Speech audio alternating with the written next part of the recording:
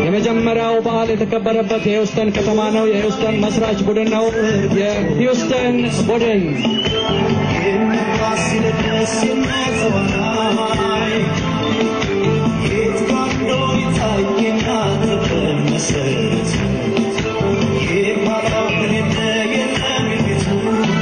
የተከበራችሁ እንግዶቻችን በአሁኑ ሰዓት አቶ ተስፋዬ ሽፈራው የዘንድሮው የክብር እንግዳ በመካከላችን ይገኛሉ። ሞቅ ያለ ጭብጨባ ለክብር እንግዳችን አቶ ተስፋዬ ሽፈራው። በኢትዮጵያ ስፖርት ታሪክ ውስጥ ከፍተኛ ቦታ ያላቸው በኋላ በደንብ እናስተዋውቃቸዋለን። አቶ ተስፋዬ ሽፈራው ኢትዮ ዳላስ ወደፊት የስፖርት ፌዴሬሽን ሙዚቃ ፕሊዝ